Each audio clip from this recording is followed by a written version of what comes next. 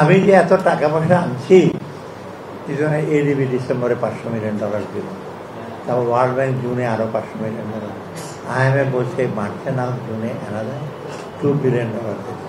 ওদের কত যোগছে, কতগুলো কন্ডিশন, ট্যাক্স বেস আমাদের জিডিপিটা 7.8, নেপালের।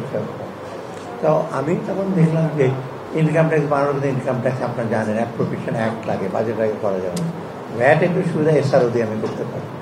অর্থাৎ এখানে কিন্তু খুব বেশি টাকা না, আমাদের 12,000 কোটি টাকা, খুব বেশি টাকা উঠছে না। কিছু কিছু এফেক্ট করেছে নেগেটিভ। আর আমি ইনকাম ট্যাক্স যেমন সিগারেট আছে, এটা আছে, সেটা তো আপনারা দেখবেনই।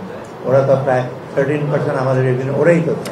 এমন হবে যে সিগারেট খাওয়া ছেড়ে দেবে, তো ছাড়বে না কেউ সিগারেট। অতএব এটা আমি অ্যানাউন্স করছি না, যা হোক এটা ট্রু যে বাজেটের সময় কিন্তু এখন ইমিডিয়েট আমার খরচগুলো দেখেন। আমাকে ছাত্রদের যে বৈষম্য যে কতটা, ওদের প্রায় বেশ কয়েকশো কোটি টাকার ওদের ইসে আছে, ওই যে 30 লক্ষ টাকা করে দেবে স্কলারশিপ, ওটা আমার দিতে হয়েছে। তারপরে আরে পুলিশের 300 গাড়ি পুড়ে গেছে, ওখানে আমার দিতেছে 500 কোটি টাকা। তো এইগুলো আমি কোথেকে পাবো? আপনি চট করে আপনার ইনকাম ট্যাক্স তো আপনি দেবেন একটা অ্যাসেসমেন্ট পিরিয়ড। আমার তো টাকা, আমি সেটা মাঝে মাঝে পড়ি।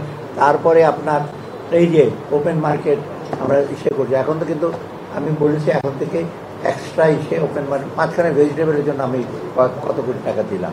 তো এইগুলি খরচ কোথেকে আসবে? মানে যে ভ্যাটটা হলো ইমিডিয়েটলি ট্রান্সলেট করা যায়, SRO দিয়ে আমি করতে পারি।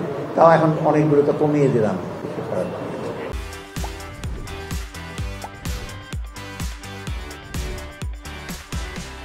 এটা আরো একটু আমরা ইস্যু করবো যখন আমি পুরো, আমার একটা রিসোর্স গ্যাপ কিন্তু অনেক বেশি। মানে আমি তো শুরু করি, আমার রিসোর্স কট্টুক দরকার, কট্টুক মোবিলাইজ করতে, গ্যাপ কিন্তু অনেক বেশি। সেই জন্য তো IMF, ওয়ার্ল্ড ব্যাংক, IDB এদের আমার যেতে হবে। কিন্তু আমি তো বড় করতে পারবো না ইনডেফিনেটলি। আমার ডেট সার্ভিস লায়াবিলিটি যদি বেড়ে যায়, তখন তো আবার ট্যাক্স দিতে হবে আপনার।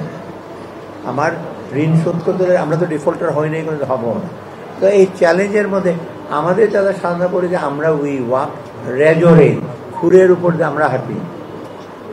এদিকে পড়লে পড়বো, খুরটা হলো ব্রিজ, ডান দিকে পড়লে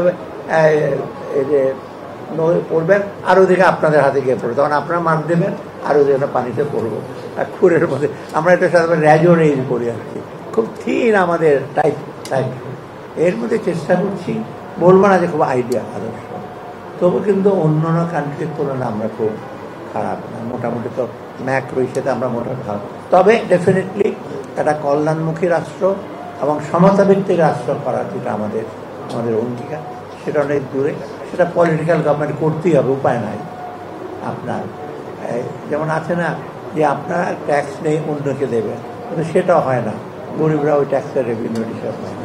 অর্থাৎ আমরা চেষ্টা করছি করতে, এইটা একটু লং টার্ম, মধ্যমেয়াদী হয়তো কিছু করা যাবে।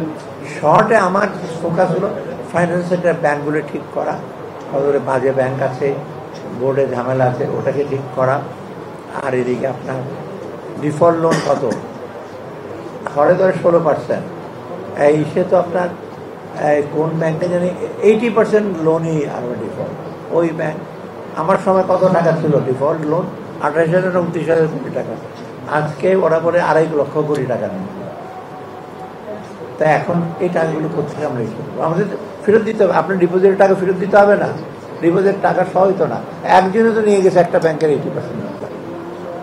অর্থাৎ ওগুলো আবার সরকার ইনহেরিট করবে, সরকারকে বলবো না যে ডিপোজিটের টাকা আপনার সবাই পাবে, হয়তো সময় দেবে। কারণ 1 লক্ষ টাকাটা চেক দেন, কারণ ওদের 10,000 করে। অবশ্য আমি বাংলাদেশ ব্যাংকে বলি তুমি তাড়াতাড়ি ডিপোজিট টাকাটা বলে দিতে থাকবে, কারণ এটা মানুষের পাওনা টাকা, এটা তো উইকানো